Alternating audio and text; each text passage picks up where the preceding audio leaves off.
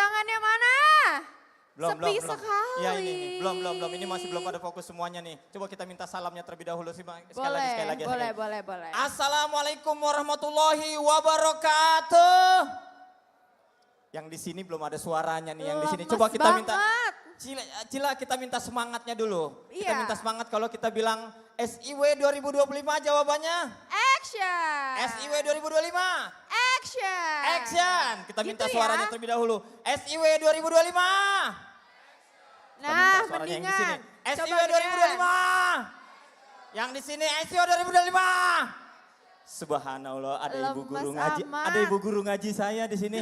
Saya ngaji Iqra 3 sama beliau. Mau mulai kelasnya? Ibu, Lama ya Allah, dong. terima kasih sudah hadir. Ibu guru ngaji saya itu. Ya Allah. Padahal ini semua udah dikasih voucher makan loh tadi. Oh, Iya kan? tapi Tetap lemes. Nggak apa-apa, Betul. nggak apa-apa. Nanti Ya. kita coba lagi ya. Pokoknya Betul. kita akan terus-menerus membakar api semangat. betul sekali. Saat lagi kita akan segera memulai acara ini. Tentu Betul saja. sekali.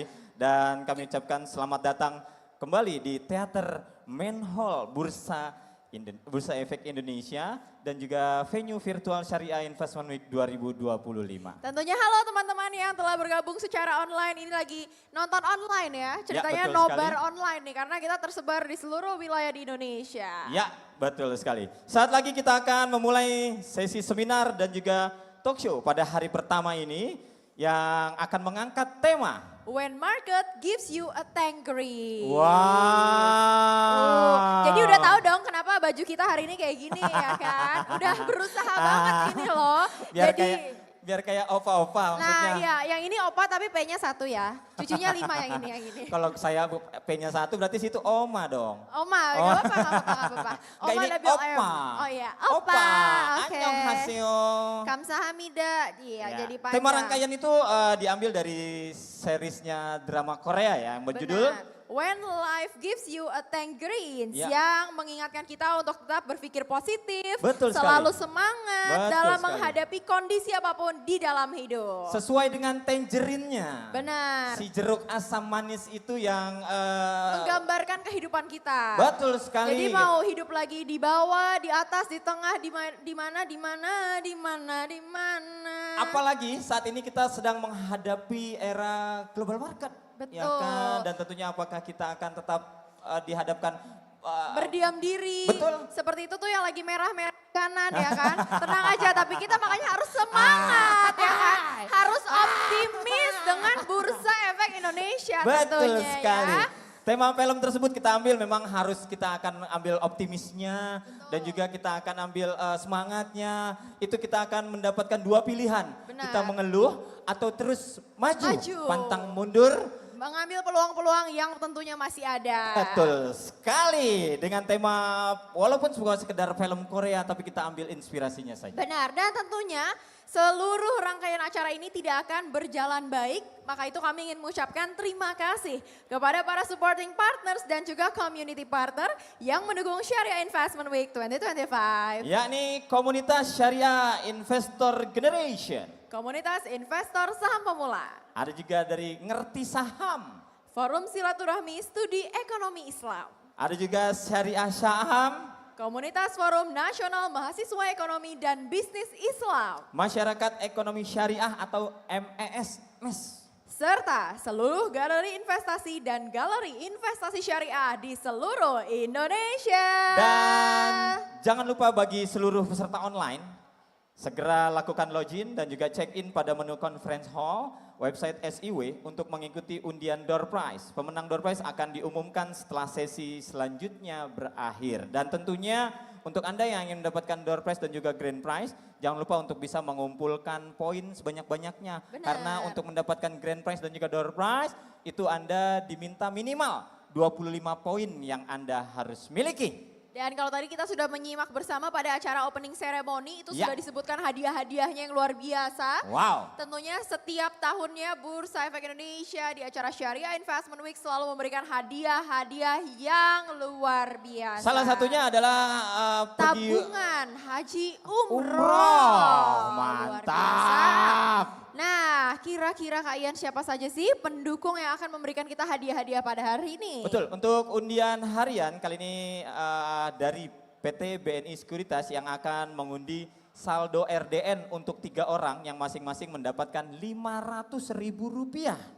Wow. Tidak kalah juga dari PT BRI Dana Reksa Sekuritas yang akan memberikan saldo RDN senilai Rp1.500.000 untuk 15 orang pemenang. Lalu juga dari PT CGS Internasional Sekuritas Indonesia yang akan membagikan RDN, saldo RDN untuk 6 orang yang masing-masing mendapatkan Rp250.000.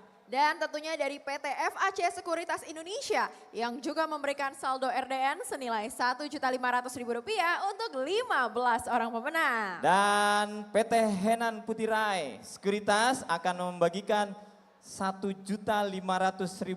Saldo tersebut akan dibagikan kepada 15 orang pemenang. Berikut pula dengan PT Indo Premier Sekuritas yang memberikan saldo RDN senilai Rp1.500.000 untuk 15 orang pemenang. Dan PT Korea Investment Sekuritas Sekuritas Indonesia akan bagikan saldo RDN untuk 5 orang pemenang masing-masing mendapatkan Rp300.000.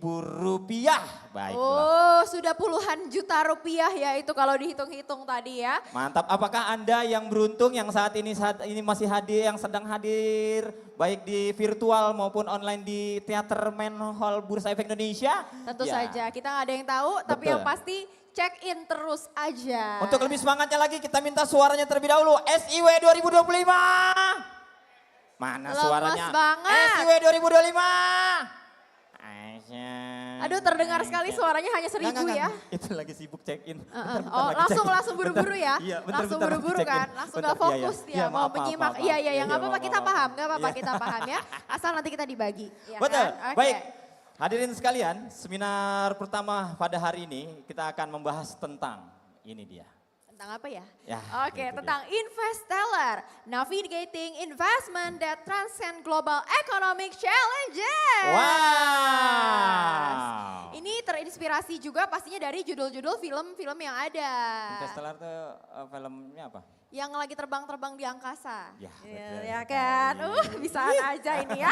Nembaknya ya. Ya. Dan seminar ini akan dimoderatori oleh Kakak Andita Firseli Utami atau yang biasa kita sebut Kakak Afutami. Iya. beliau merupakan seorang Chief Executive Officer dari Think Policy Indonesia. Dan seminar siang ini akan berjalan langsung kurang lebih 120 menit yang termasuk juga dengan sesi tanya jawabnya dan tentunya nanti akan ada penanya terpilih sebanyak 5 yang akan mendapatkan hadiah. Pastinya, jadi pastikan kalian benar-benar menyimak dan juga memberikan pertanyaan-pertanyaan karena momen-momen seperti ini tentunya spesial dan Betul. belum tentu bisa ketemu lagi dengan para narasumber-narasumber spesial yang juga sudah hadir bersama kita. Untuk Baiklah. itu, Wah, betul. Dan langsung saja saja. kita akan langsung menuju ke seminar kita yang pertama, tapi kita akan langsung panggilkan moderator siang ini siapa lagi kalau bukan Kakak Andita Firseli Utami.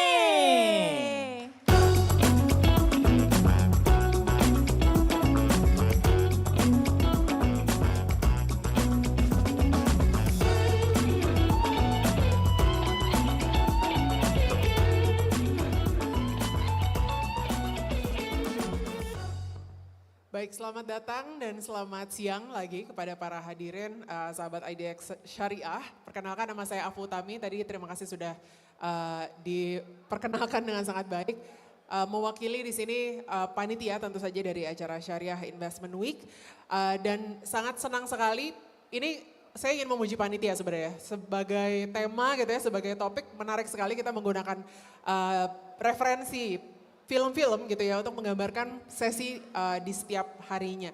Dan seperti film Interstellar, pada sesi yang pertama ini kita sebenarnya akan membahas tentang pertama ketidakpastian, jadi berbagai dinamika yang sekarang terjadi secara global, tapi juga kita zoom out gitu ya, semangat dari Interstellar ini kan keluar dari planet bumi kemudian melihat dunia lainnya. Jadi itu yang akan kita bahas dengan 3 narasumber yang sangat luar biasa setelah ini. Sebelumnya saya ingin menyapa dulu rekan-rekan yang hadir baik secara offline di sini maupun secara online di platform siw.idx.co.id maupun YouTube dari Indonesia Stock Exchange. Dan sebelum dimulai, saya dititipi pesan bahwa untuk mengingatkan sekali lagi bahwa di akhir acara akan ada door prize. Jadi di setiap sesi seminar akan ada door prize, sehingga teman-teman, rekan-rekan semua kami undang untuk melakukan check-in dan jangan lupa mengisi kuesioner untuk memastikan akan mendapatkan door prize tersebut atau diundi untuk mendapatkan door prize. Nah, dengan itu kami langsung panggil ke depan, mari kita sambut pembicara yang pertama, Bapak Poltak Radero, Business Development Advisor dari PT Bursa Efek Indonesia. Boleh tepuk tangan.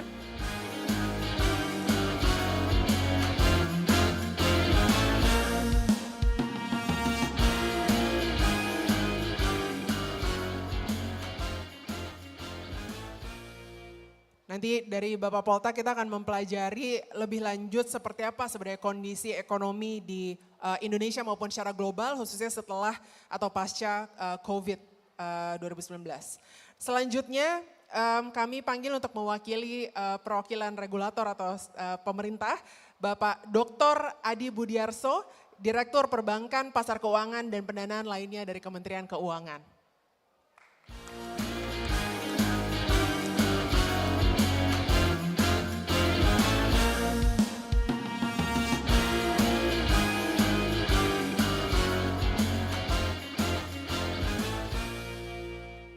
Dan last but definitely not least, Bapak Henry Wibowo, Executive Director dan Head of Indonesian Research and Strategy dari PT JP Morgan Sekuritas Indonesia.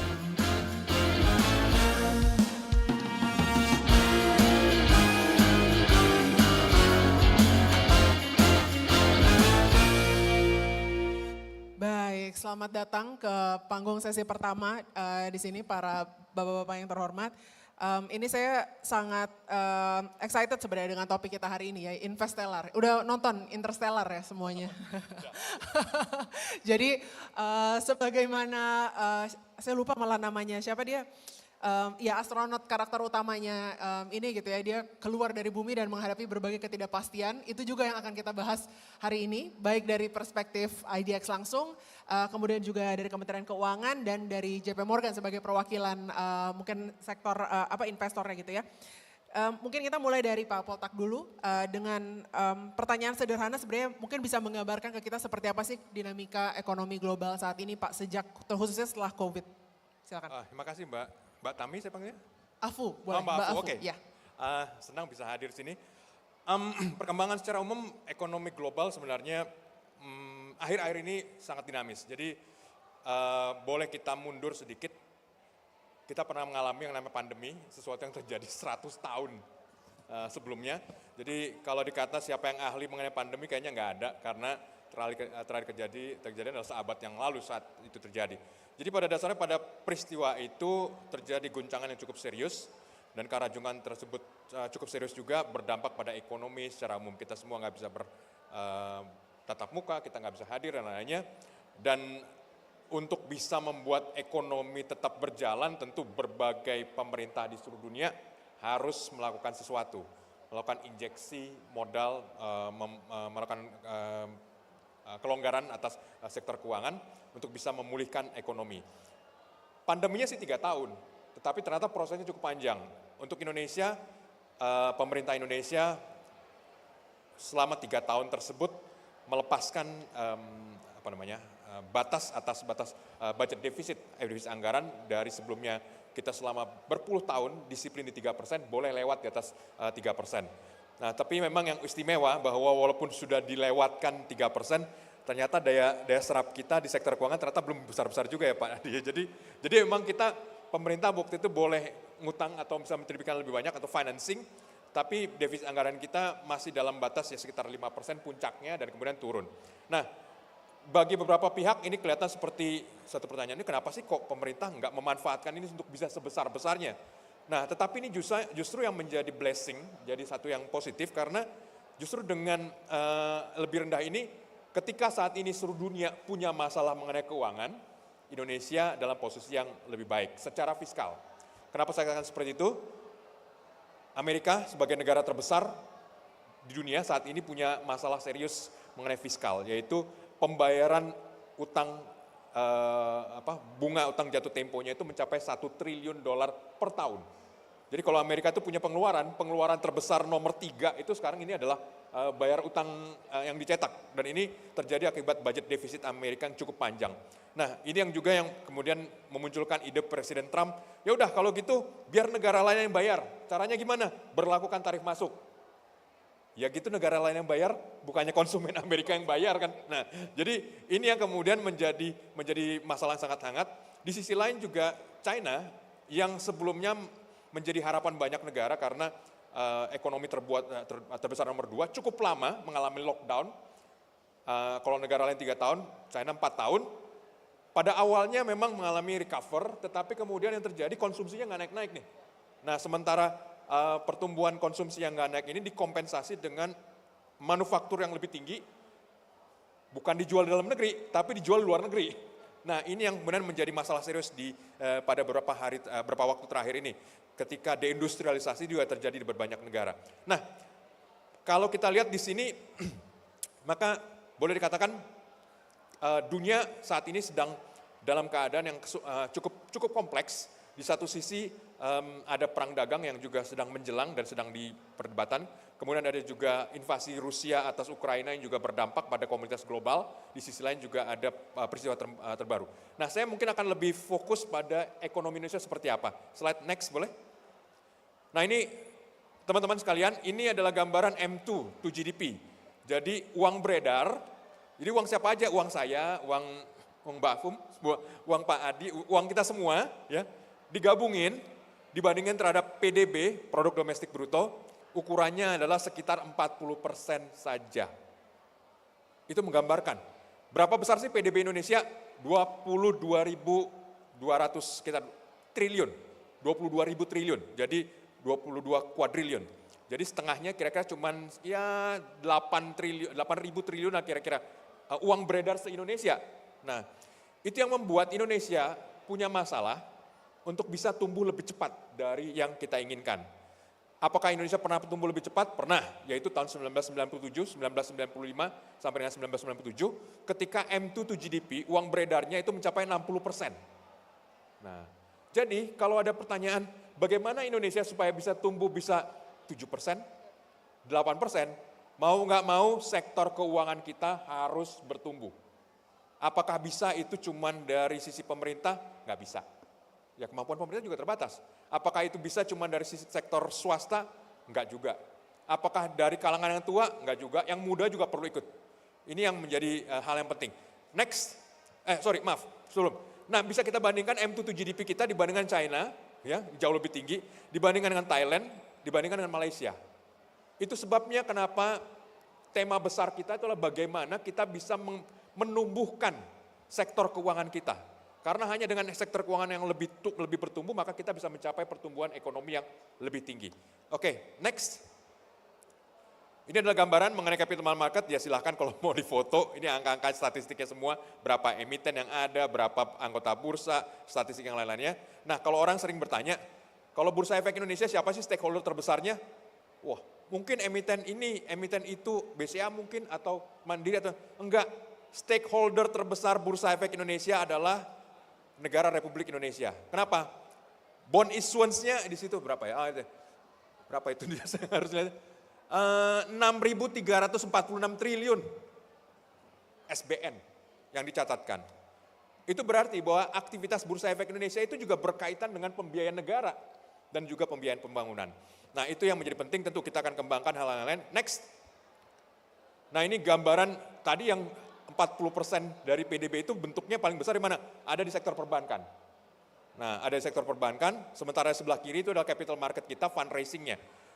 Bisa kita lihat di sini bahwa pasar modal, kalau yang warna sebelah kiri itu kok banyak kan warna kuning ya, penerimaan pemerintah. Memang tadi, perlu lebih banyak partisipasi di luar pemerintah untuk bisa meningkatkan itu, dan kalau kita lihat bandingannya dari sebelah kanan, sektor perbankan, pasar modal kita punya ruang bertumbuh yang masih sangat besar. Nah, ini yang perlu dimanfaatkan. Next. Ini masih sama, ini detailnya, next aja.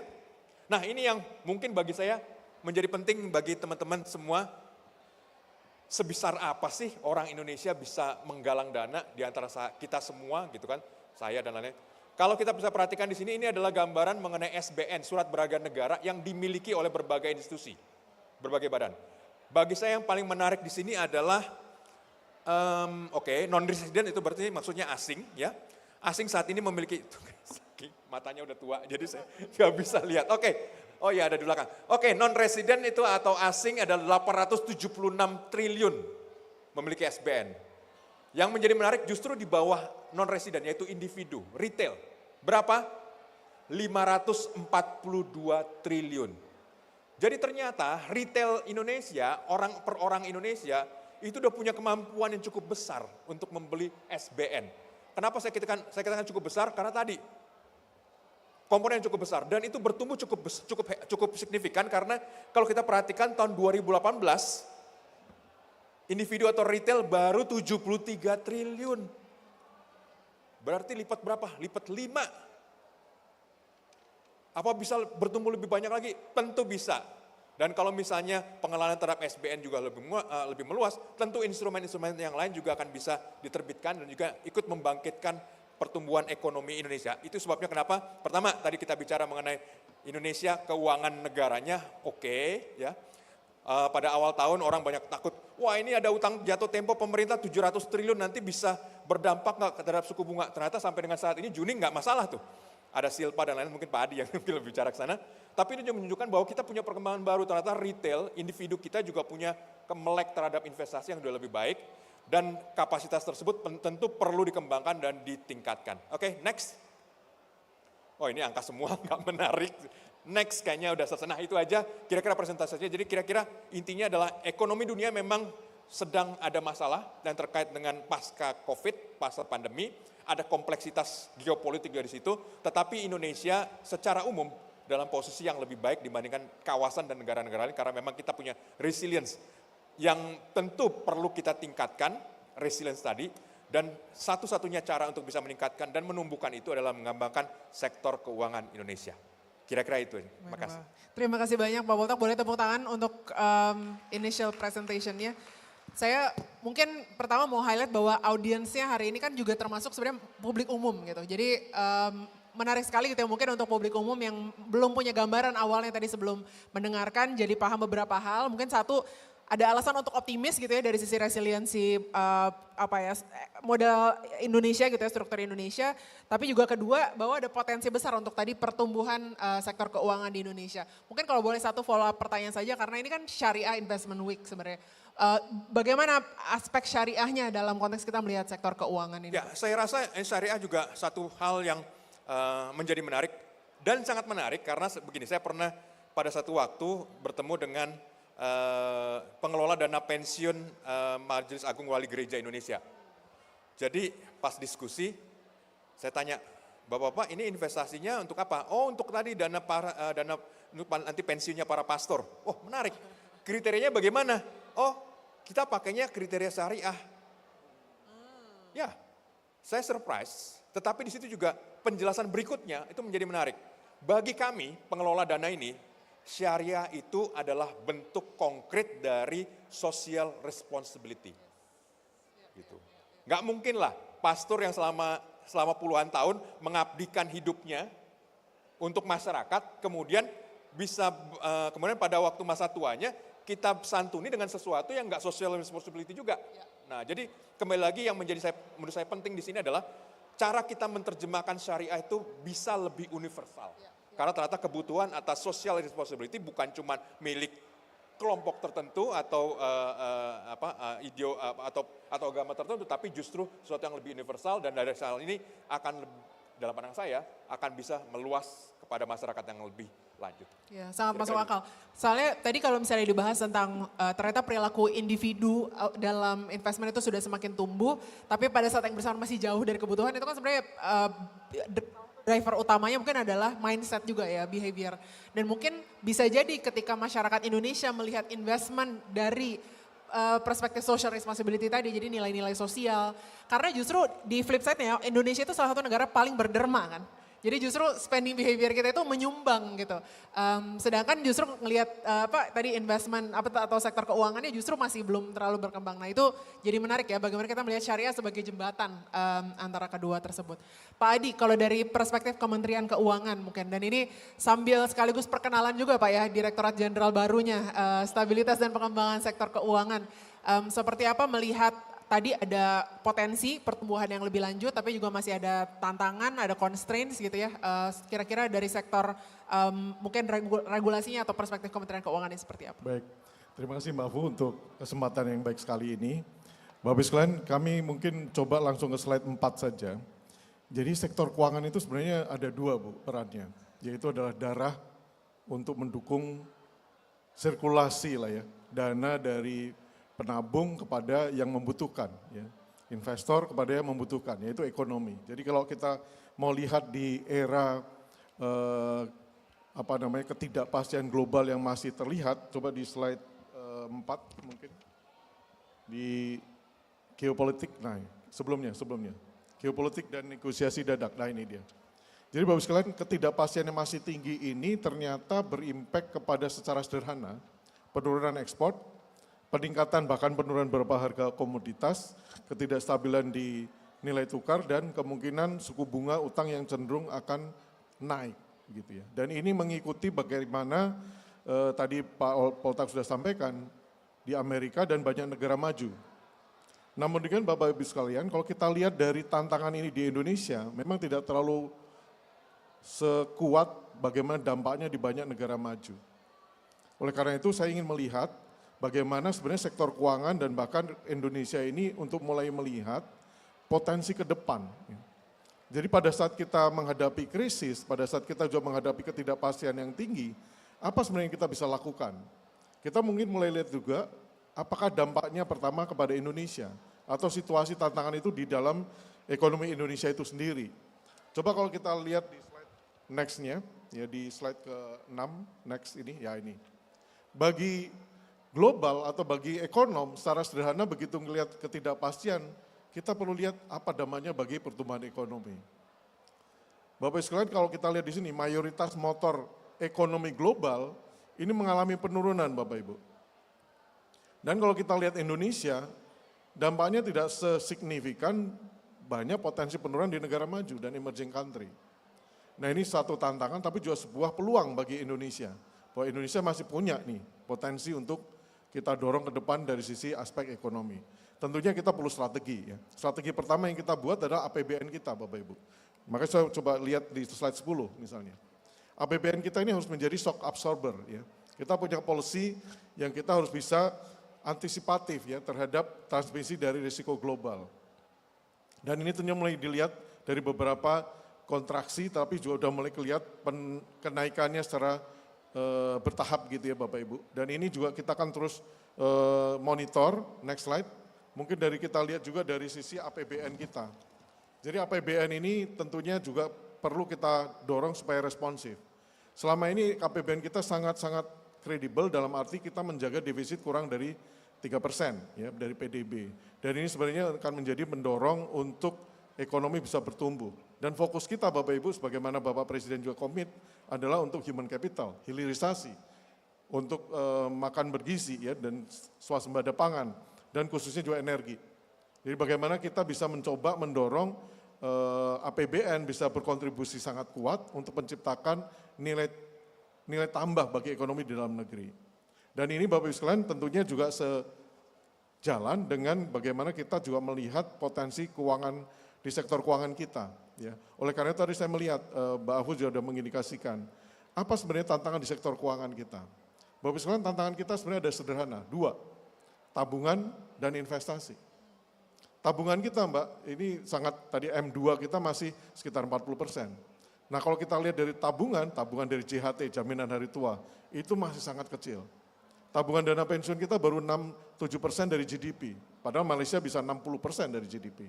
Capital market kita juga masih under 50% dari GDP. Negara maju bisa 100-120% dari GDP Bapak Ibu. Artinya Bapak Ibu sekalian kita mulai lihat masyarakat kita nabungnya kemana nih? Belum banyak di sektor keuangan. Makanya kalau kita lihat IHSG kita ya kemudian capital market kita, perbankan bahkan di dana pensiun dan asuransi, potensi pengembangannya bisa luar biasa dahsyat. Bisa 2, 3, bahkan 4, 5 kali lipat ke depan.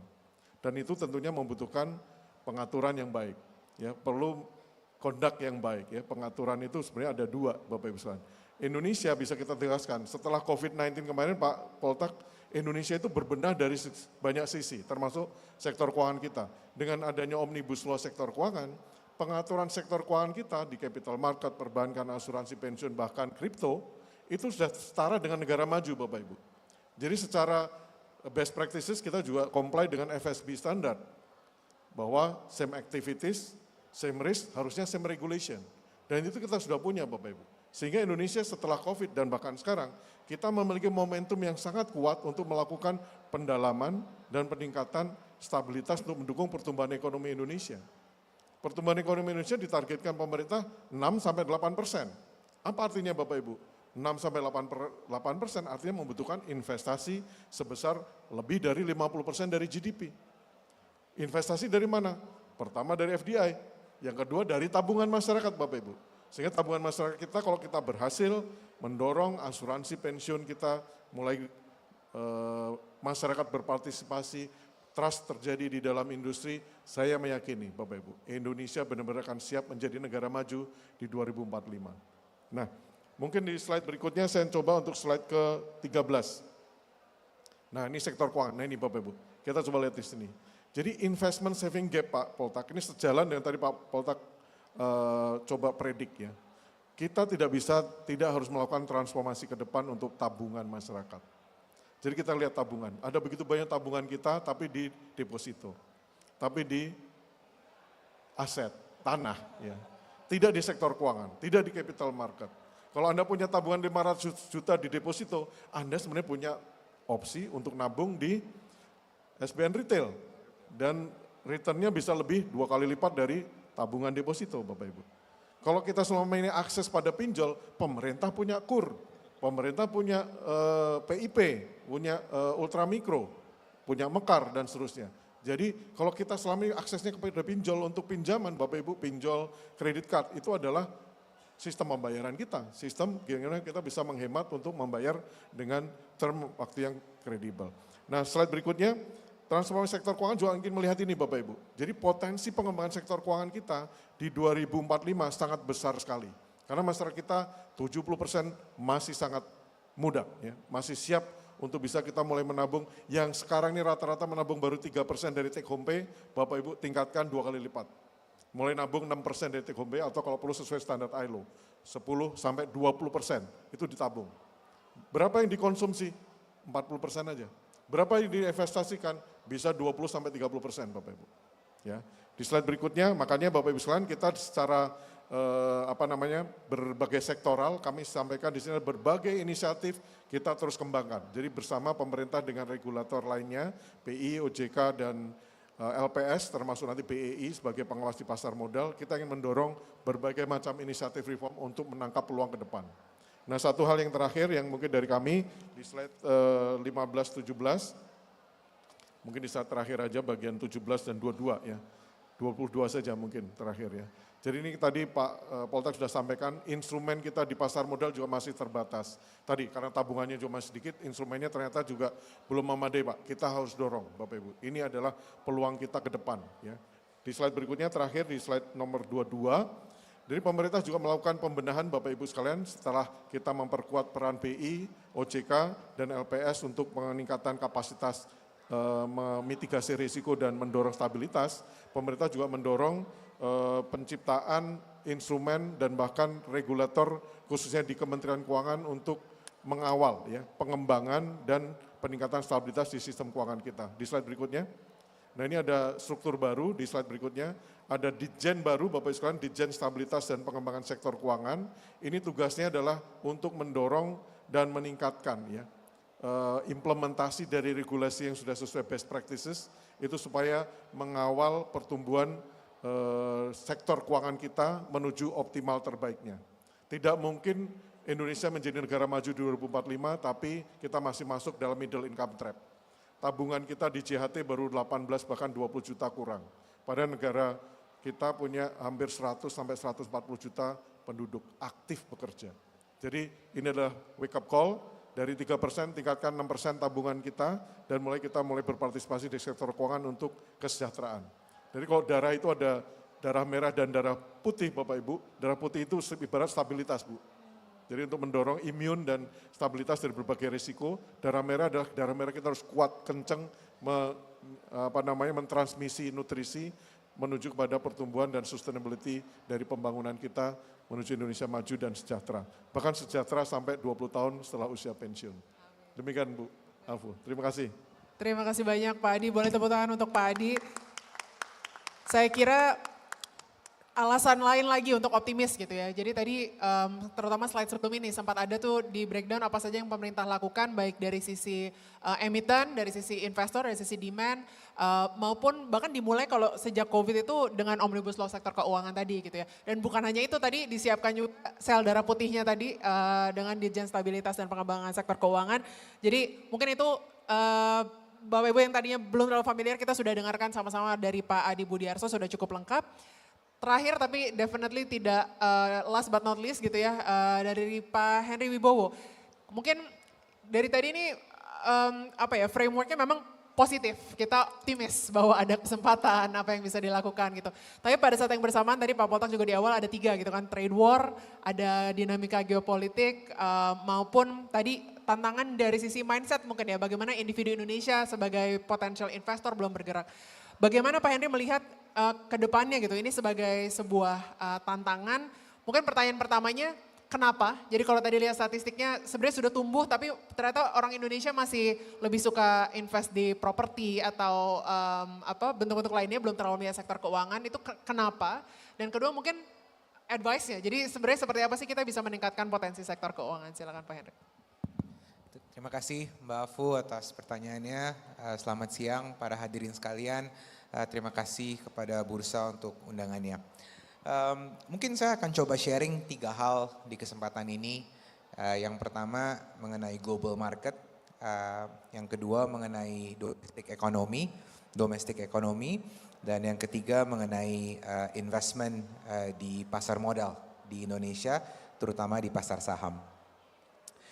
Sedikit untuk global market ya, tadi Pak Poltak juga sudah sampaikan, Pak Adi sudah sampaikan. Di tahun 2021 ketika ada perang dari Rusia dan Ukraina, waktu itu juga sama itu, marketnya global volatility naik, semua orang panik apa yang akan terjadi. Tapi long story short, Indonesia kejatuhan durian runtuh karena harga energi itu naik terutama dan termasuk batu bara, dan harga batu bara itu naik 3 sampai 4 kali lipat dari $100 menjadi $300 sampai $400. Jadi ada energy shortage di Europe di mana batu bara itu di mana naik. Indonesia kan ekspor batu bara, Indonesia mendapatkan banyak windfall. Dan apa yang terjadi, neraca dagang kita, current account kita berubah dari defisit menjadi surplus. Dan Indonesia tuh marketnya menjadi salah satu yang performance-nya paling baik selama 2 tahun setengah setelah itu. Nah, kenapa saya memberikan atau memulai dengan topik itu? Ini terjadi geopolitik isu lagi, ada perang di Timur Tengah antara Israel dan Iran. 2 harga komoditi yang kita harus pantau adalah satu harga minyak, yang kedua adalah harga batu bara. Jika harga batu bara itu naik tapi harga minyaknya stabil, itu Indonesia diuntungkan karena kita ekspor batu bara, kita import minyak.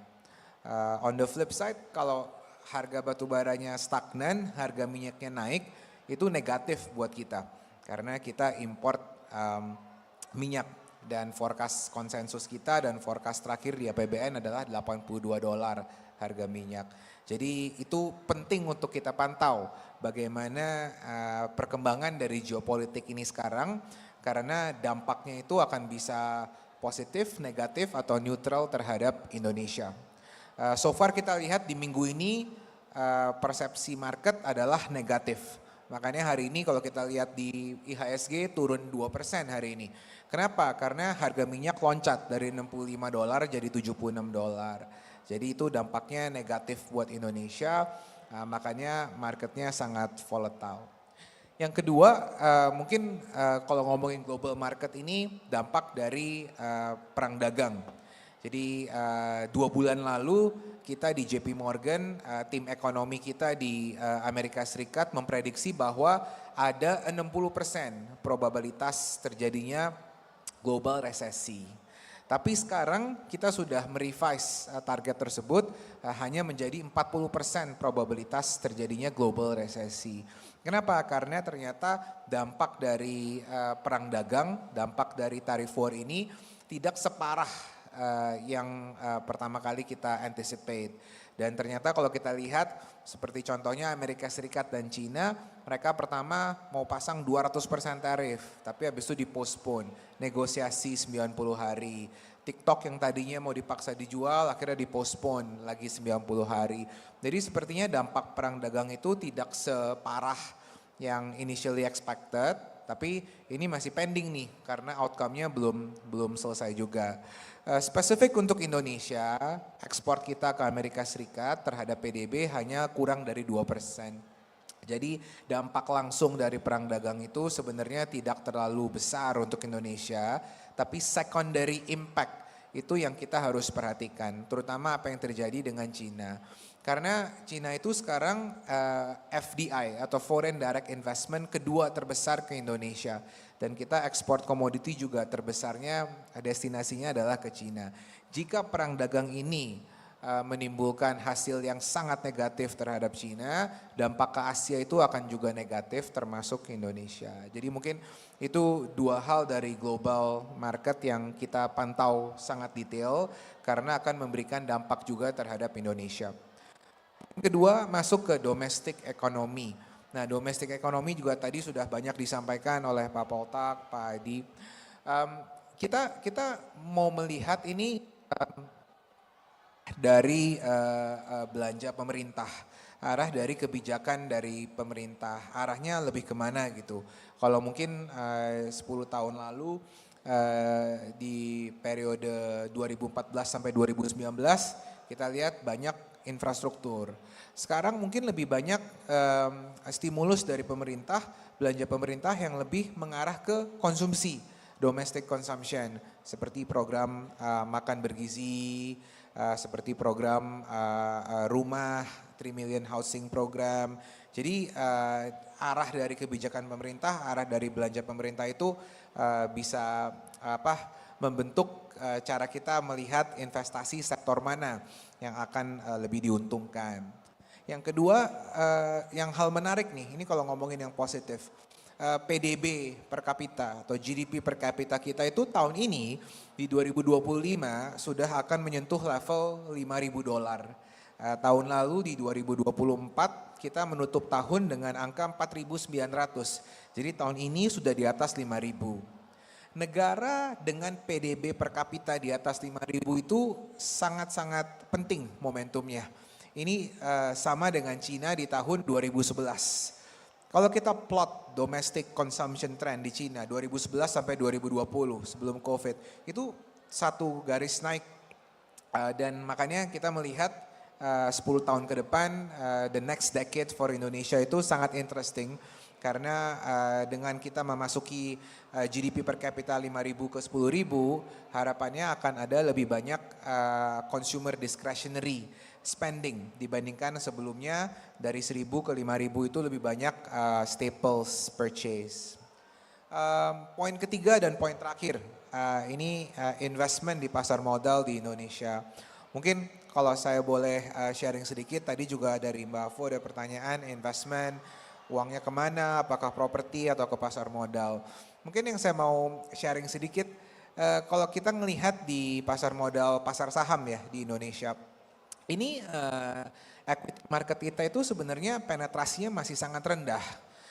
Total market cap di Indonesia itu 750 miliar US dollar, 750 billion US dollar. GDP kita 1,4 triliun US dollar. Jadi 750 billion divide by 1.4 trillion US dollar itu kira-kira sekitar 50%, 0,5 rasionya antara market cap pasar saham sama GDP. Singapura tuh 1,3, Thailand hampir 1,1. Capital market penetration kita itu masih sangat rendah, di mana kita melihat potensinya itu masih sangat besar. Kalau kita lihat 10 tahun terakhir, sektor yang sebenarnya performance-nya paling bagus itu sektor perbankan. Kalau kita lihat komposisi IHSG atau komposisi indeks-indeks seperti LQ45, IDX 80, atau indeks yang investor asing pantau, MSCI Indonesia, itu kira-kira 60% itu sektor perbankan. Jadi kalau ada investor yang mau invest di Indonesia, mau melihat proksi ekonomi apa, itu ngelihatnya biasa saham perbankan. Sektor-sektor lain juga sebenarnya pertumbuhannya cukup menarik gitu. Ada sektor consumer biasa kita bagi dua. Ada consumer staples, itu yang dalamnya seperti FMCG produk, ada Indofood, ada Mayora, ada Unilever. Lalu ada juga consumer discretionary yang sifatnya lebih ke retail ya konsumernya. Lalu ada juga sektor energi. Sektor energi juga evolusinya sangat pesat. Karena mungkin 15 tahun lalu, 20 tahun lalu saham batu bara itu performa sangat bagus. Tahun 2020 sampai 2022 saham nikel yang performanya sangat bagus. Tahun ini di 2025 itu yang berbau-bau emas, ada exposure ke gold, itu performanya bagus. Makanya di tahun ini contohnya 2025 salah satu best performing stock saham seperti Antam itu naik 130% year to date contohnya. Jadi memang kita juga harus pantau cycle dan sektor untuk investasi di pasar modal. Terakhir mungkin arah suku bunga juga sangat penting. Kalau Fed rate terus nurunin suku bunga, harusnya dampaknya positif untuk fund flow masuk ke emerging market. Dan juga kita memprediksi adanya mungkin ruang untuk 1 sampai 2 kali rate cut juga di Indonesia. Terima kasih. Terima kasih banyak Pak Henry, sangat lengkap sekali.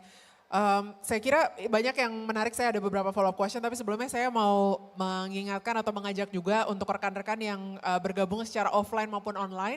Setelah ini akan dibuka Q&A session, jadi boleh mengajukan pertanyaan baik dengan mengangkat tangan di lokasi, jadi langsung mungkin 2-3 penanya dari sini. Kemudian juga kami akan berikan kesempatan secara online untuk yang mengikuti melalui platform idx.co.id ataupun YouTube channel gitu ya. Jadi silakan untuk menyiapkan pertanyaannya. Saya mungkin satu follow up question aja. Tadi disampaikan kalau potensi global recession yang banyak dikhawatirkan ini dari analisis JP Morgan sendiri turun gitu ya. Dari tadinya 60% menjadi 40%. Tapi itu sebenarnya masih cukup tinggi, berarti kan angka itu maksudnya how do we make sense of that number, itu tuh sebenarnya tinggi atau rendah. Dan yang kedua kemudian bagaimana mungkin dari sisi investor terutama kita perlu memitigasi resiko tersebut, apa yang sudah harus disiapkan dari sekarang? Iya, terima kasih. Jadi dampak dari kenapa tim global kita itu merevisi probabilitas resesi. Karena sebenarnya kuncinya itu pertumbuhan di Amerika Serikat sendiri. Karena tadinya itu kita memprediksi di kuartal 3 dan kuartal 4 pertumbuhan PDB Amerika Serikat itu minus, meskipun minusnya hanya 0,1-0,2%, tapi definisinya adalah kalau kita melihat pertumbuhan PDB itu negatif 2 kuartal berturut-turut, itu sama dengan resesi, mild recession. Itu dengan basis 60% tarif, itu asumsi yang mereka pakai. Karena ketika di awal tahun konsensus itu memprediksi 60% base tariff.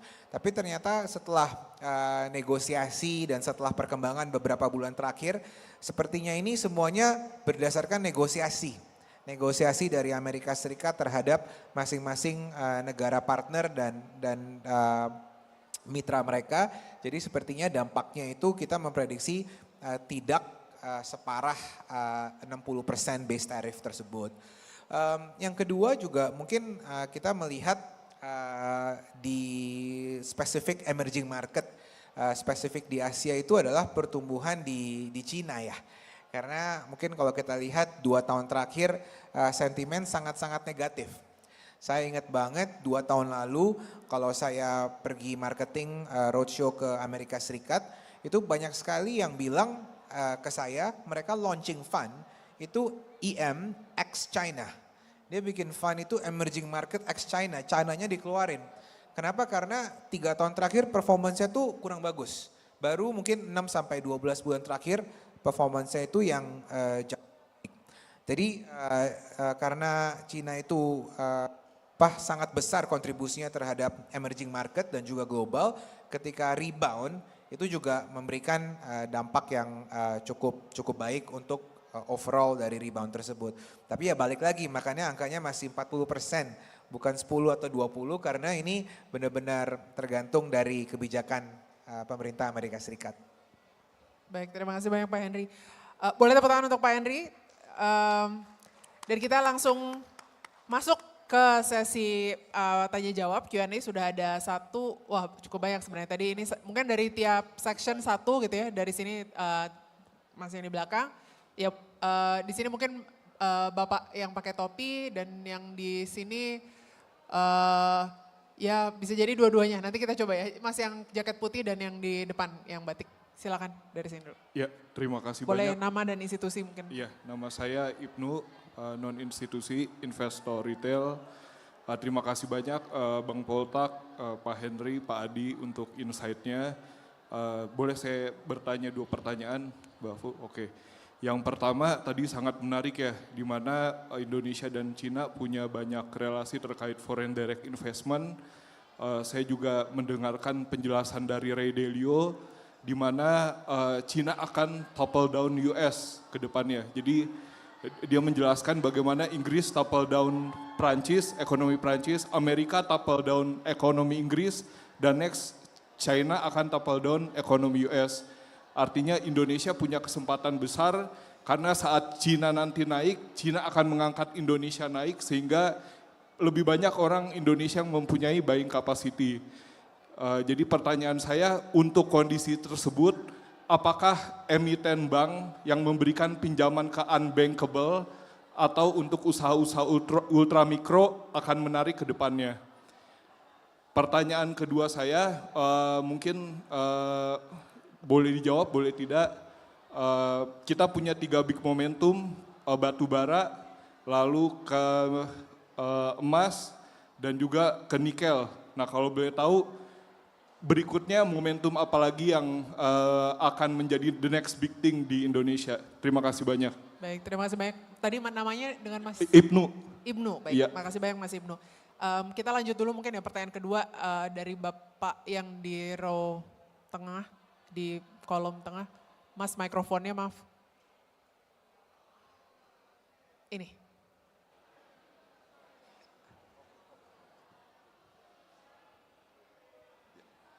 Ya. Selamat siang. Siang. Izin memperkenalkan diri saya dengan Pongki Bu dari Pop. Untuk pertanyaan mungkin ke Pak Poltak narasumber. Pak, tadi Bapak sebutkan masalah M2 cerminan dari sektor keuangan ya.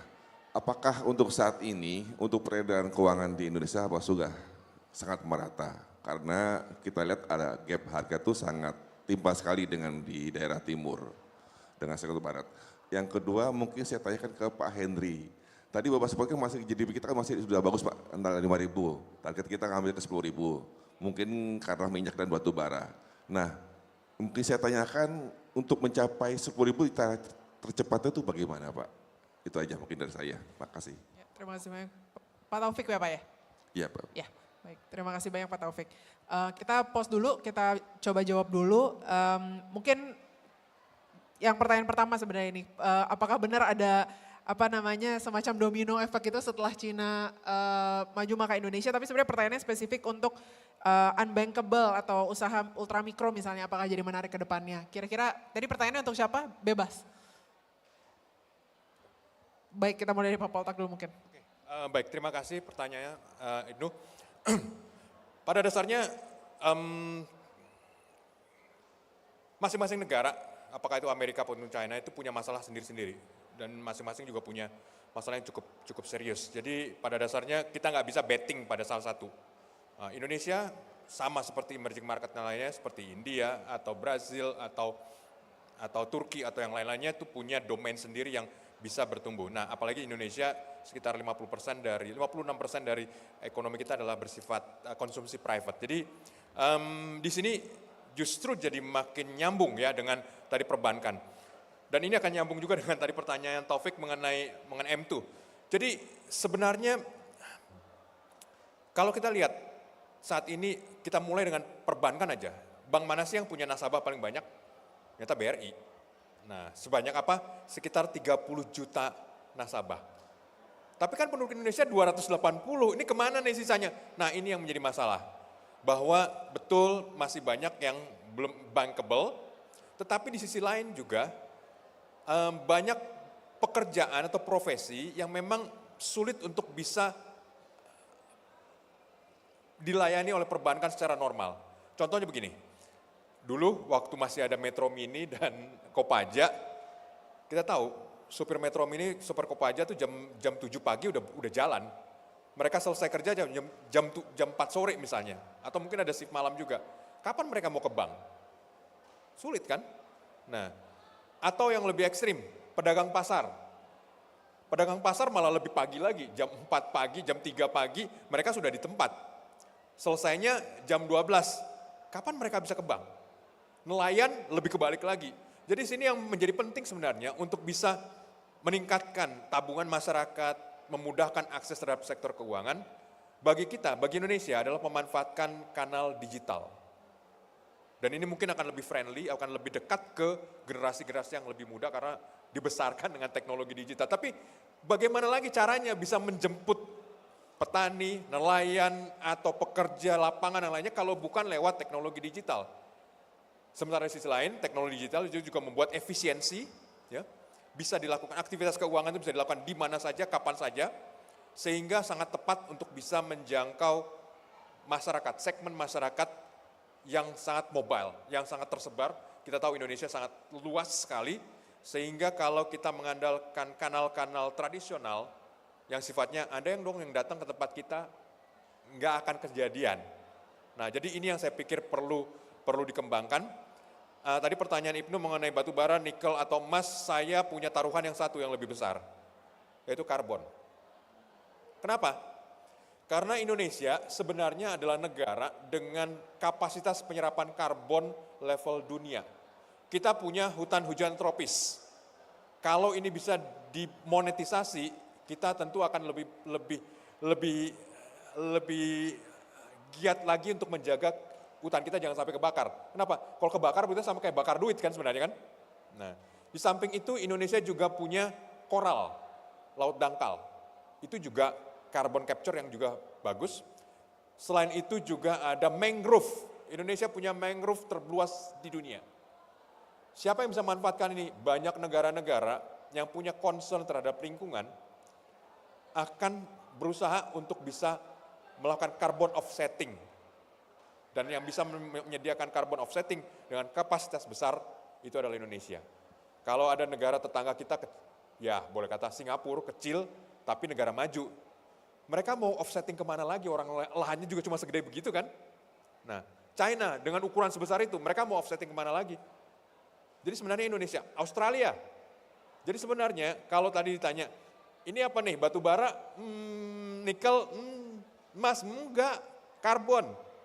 Justru itu yang potensi Indonesia dan justru dengan cara seperti itu, maka sustainability, kelanggengan ekonomi dan ekosistem Indonesia akan bisa ikut terpelihara dan kita punya sumber dana moneter untuk memelihara hutan-hutan kita, mangrove kita, rawa kita, dan laut kita.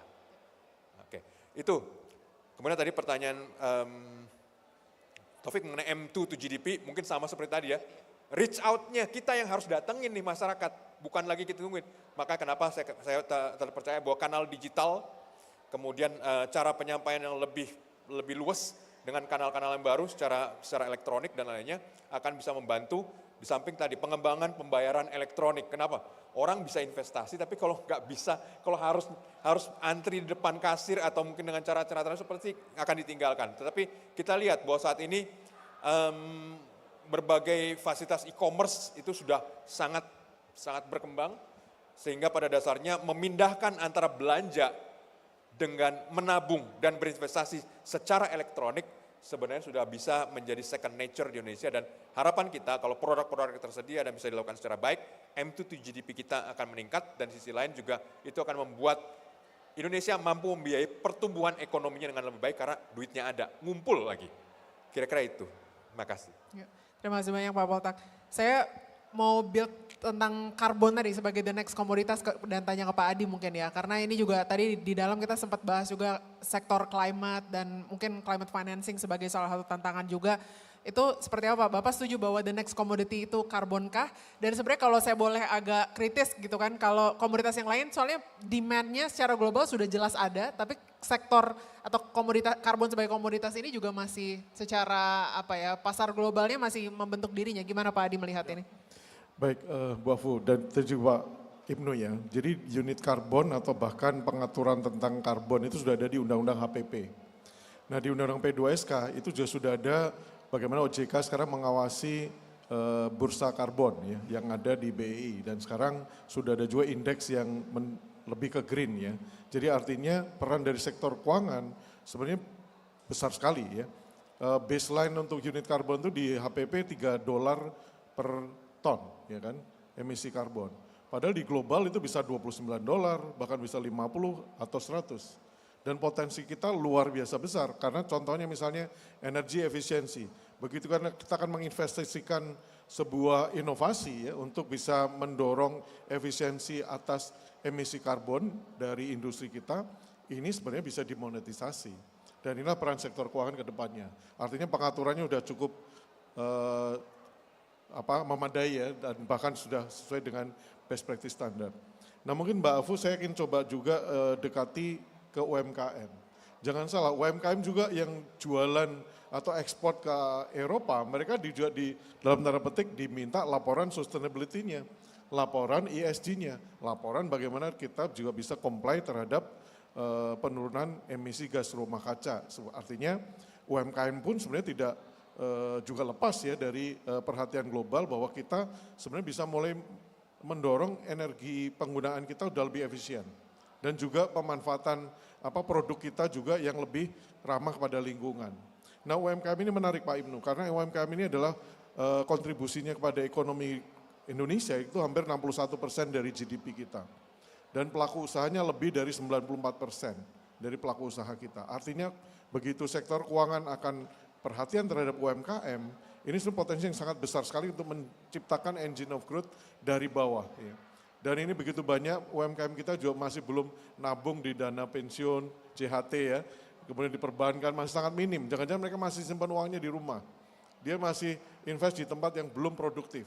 Sektor keuangan harus bekerja keras untuk kesejahteraan. Salah satunya UMKM. UMKM harus naik kelas. Ini beberapa CSR dari perpajakan, kantor pajak, mereka mendapati UMKM yang dibantu untuk bisa naik kelas, mereka bilang ke kantor pajak kita, Pak boleh nggak saya mau bayar pajak? Oh kenapa? Saya udah berusaha di Indonesia, saya mau bayar pajak. Dan mereka akhirnya naik kelas, ya. Akhirnya mereka bisa berkembang dan maju. Ya. Artinya tidak mustahil. Mungkin sedikit terakhir dari terkait dengan GDP ya, Indonesia, Pak Taufik ya, jadi Indonesia di 2045 kita prediksi akan menjadi salah satu dari 10 besar ekonomi dunia. Artinya GDP kita dari 5.000, kita nanti bisa 10.000 bahkan ke 30.000. Nah pertanyaannya adalah siap nggak kita?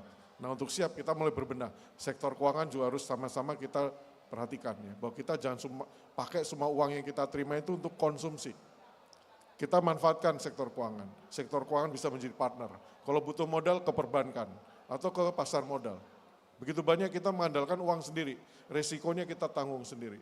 Ada begitu banyak peran di sektor keuangan yang memberikan advice, ya, memberikan dukungan untuk pengembangan yang lebih kredibel dan sustainable ke depan. Demikian, terima kasih. Terima kasih banyak Pak Adi. Pak Henry, tadi langsung aja bagaimana cara tercepat untuk mencapai 10.000 ini? Ya terima kasih atas pertanyaannya. Mungkin saya akan coba tambahkan 2 poin. Yang pertama mengenai tadi, sorry pertanyaan pertama tadi apa Mbak Afu? Yang tentang ultra mikro dan unbankable, bukan? M2, yang M2 persebaran. Sorry, oke. Oh komoditi, setelah batu bara, nikel, apalagi. Iya, jadi mungkin saya akan mulai dengan yang tadi poin Pak Adi tambahkan tuh 2045. Kita pernah membuat sensitivity analysis. Jadi kalau kita tumbuh dengan 5% dari sekarang sampai 2045 dan kita menggunakan asumsi GDP growth negara lain sama dengan forecast kita tahun ini di 2025, itu di tahun 2045 kita akan menjadi ekonomi terbesar nomor 6 di dunia. Ini dengan asumsi yang lainnya konstan ya, yang lainnya tumbuh dengan GDP growth yang sama dengan tahun ini. Kalau kita bisa tumbuh di level 7%, itu kita bisa menjadi ekonomi nomor 4 di dunia di tahun 2045. Kita kalau lihat mungkin pertumbuhan 7% atau 8% mungkin ruangnya belum sekarang ya. Sangat bisa tercapai tapi mungkin belum sekarang. Gak usah jauh-jauh, kalau kita tumbuh 5% aja we will become top 6 economy in the world. Sekarang kita nomor 15, nomor 16. Jadi dengan memaintain level 5% GDP growth aja, kita udah bisa jadi nomor 6 di dunia. Kenapa? Karena salah satunya itu kita populasinya besar, hampir 300 juta penduduk. Kalau kita asumsi dengan domestik ekonominya terus tumbuh di level 5% aja, saya rasa itu sudah menjadi narasi yang sangat baik. Makanya kalau kita ngomong sama global emerging market investor di equity atau di fixed income, Indonesia tuh selalu menjadi salah satu market yang paling menarik gitu. Karena setelah China, nextnya itu adalah India, populasi 1,4 miliar orang.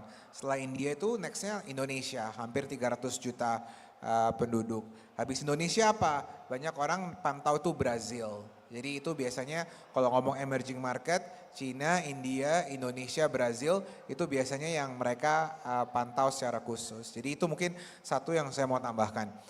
Kedua tadi ada pertanyaan soal komoditi kan, tadi ada batu bara, emas atau nikel. Mungkin itu tambahan saya setuju banget tadi green investing, climate, carbon credit itu potensi yang sangat bagus ke depannya. Tapi kalau saya mau lihat dalam waktu 6 sampai 12 bulan ke depan, kita lihat aja pergerakan harga komoditi. Kayak contohnya misalnya sekarang ini dengan geopolitik yang lagi sangat intens, proksinya apa? Emas salah satunya. Kedua apa? Minyak. Tinggal kita lihat aja kalau kita berinvestasi, apakah ada misalnya di bursa emiten apa yang ada berhubungan dengan komoditi tersebut. Terakhir yang saya mau tambahkan, tadi ada pertanyaan mengenai GDP per kapita dari 5.000 ke 10.000. Kalau kita ngelihat komposisi PDB kita itu kan setengahnya domestic consumption. Nah ini delta yang lainnya nih yang cukup menarik, seperti contohnya investasi, formulanya itu, dan juga ekspor, net ekspor ya. Kalau Indonesia bisa grow the manufacturing hub story, jadi Indonesia itu bisa menjadi the next manufacturing hub of Asia, itu saya rasa potensinya akan sangat baik untuk mendorong pertumbuhan PDB kita, di mana GDP per kapita kita itu bisa terus untuk naik. Dan juga untuk investasi ya kita mengharapkan foreign direct investment dan portfolio flow terus untuk masuk ke Indonesia. Mungkin sekedar itu tambahan dari saya. Terima kasih. Terima kasih banyak Pak Henry. Jadi manufacturing jawabannya Pak Taufik. Baik dua lagi tadi kalau nggak salah yang di belakang dan Mas yang baju batik di depan. Iya. Baik, Assalamualaikum Singkat kalau boleh. Assalamualaikum warahmatullahi wabarakatuh. Perkenalkan, saya Adil Akbarudin dari Politeknik Keuangan Negara STAN. Jadi saya ingin bertanya Pak, saya kan baru selesai ujian manajemen keuangan daerah dan desa. Nah kebetulan tadi itu ada kata Pak Poltak bahwa stakeholder terbesar bursa saat ini itu kan pemerintah Indonesia. Jadi karena saya habis ujian manajemen keuangan daerah dan desa, saya kepikiran nih, menurut narasumber yang terhormat, apakah ada kemungkinan untuk BUMD selain bank untuk masuk ke dalam bursa? Dan jika iya, bagaimana Bursa Efek dan Kementerian Keuangan ataupun Kemendagri memfasilitasi hal tersebut? Sehingga ada motivasi pemerintah daerah untuk membentuk perusahaan daerah sesuai kelebihan provinsinya masing-masing. Sehingga percepatan nih untuk kita ke Indonesia Emas 2045. Terima kasih. Bagus banget pertanyaan, terima kasih banyak Mas. Satu lagi mungkin kayak mahasiswa juga di depan kita dengarkan lagi. Yang di depan sini Mas, maaf. Ya. Baik, terima kasih Bapak Ibu. Perkenalkan nama saya Abdul Rahim, saya dari Universitas Indonesia, jurusan Manajemen Bisnis Pariwisata. Nah, jadi pertanyaan saya itu saya ingin menanya pendapat dari Pak Adi, Pak Henry, dan Pak Poltak. Bagaimana menurut Bapak dampak investasi syariah di Indonesia akibat efek peperangan geopolitik yang terjadi antara Palestina, Israel, Iran yang lagi viral saat ini. Mungkin sekian dari saya, terima kasih. Terima kasih banyak. Ibu tadi mau tanya juga ya, baik mungkin satu perwakilan terakhir mikrofonnya Mas, maaf mana? Ya ini di depan. Jadi biar kita ada perwakilan umum, mahasiswa maupun perempuan. Silakan Ibu. Terima kasih atas kesempatannya, izin bertanya Pak. Tadi seperti yang dibilang Bapak tadi tentang saya dari UMKM Pak. Bagaimana jangkauan dari saham ini, syariah ini ke masyarakat UMKM seperti saya. Itu pertanyaan yang pertama. Pertanyaan yang kedua tadi dengan Pak Polta yang tadi bisa menjangkau ke Romo tentang saham ini tadi Pak. Yang Bapak bilang tadi itu saya kurang paham bagaimana pemikiran dan saya tertarik. Kebetulan saya kepingin gitu di dana pensiun nanti saham ini bisa menjadi pegangan untuk orang yang pensiun seperti kami gitu. Kami dari pelayan gereja juga. Nah, terima kasih. Baik, terima kasih banyak. Mungkin saya ingin bergantian, jadi mulai dari Pak Henry dulu kalau boleh. Tadi ada 3 pertanyaannya seputar BUMD untuk masuk bursa. Kemudian sebenarnya tadi menyentuh lagi geopolitik, sebenarnya kita udah sedikit bahas tadi, tapi mungkin kalau boleh dikomentari lebih lanjut. Dan terakhir terkait dengan UMKM dan juga aspek tadi kegerejaan pensiun ya. Silakan Pak Henry, yang mana yang mau dijawab langsung saja. Iya, terima kasih atas pertanyaannya. Mungkin untuk perusahaan yang mau melantai di bursa,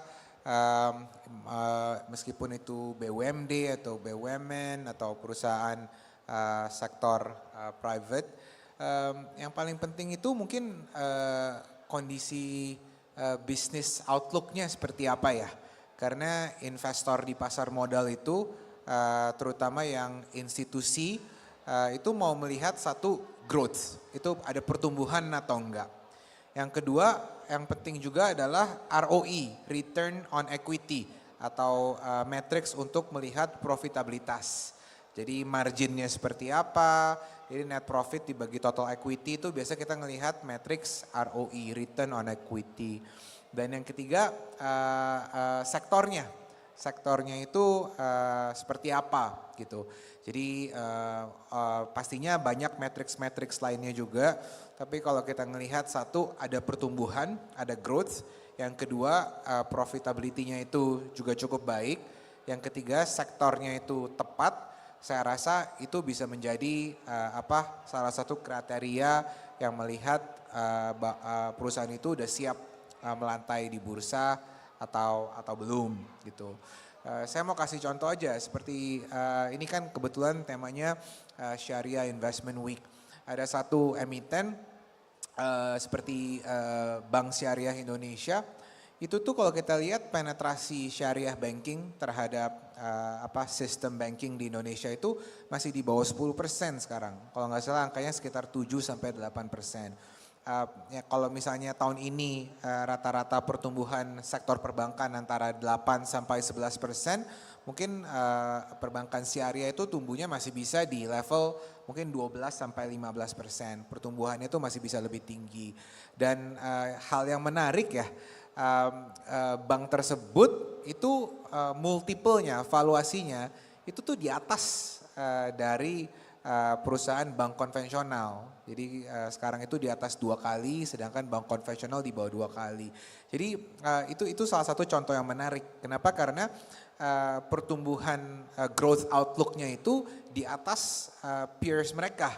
Makanya mungkin orang bisa berani untuk memberikan valuasi yang lebih mahal atau lebih tinggi. Jadi balik lagi growth, profitability, dan sektornya tersebut itu mungkin bisa menjadi salah satu yang bisa dilihat. Mungkin saya mau coba jawab pertanyaan yang terakhir. Ini sekedar gambaran aja. Mungkin ini lebih dari saya pribadi, bukan dari perusahaan ya. Tapi kalau mau invest yang sustainable itu, pertama-tama mungkin kita harus tahu dulu, kita invest di perusahaan, ini perusahaan tuh dapat uangnya dari mana? Revenue business modelnya tuh apa?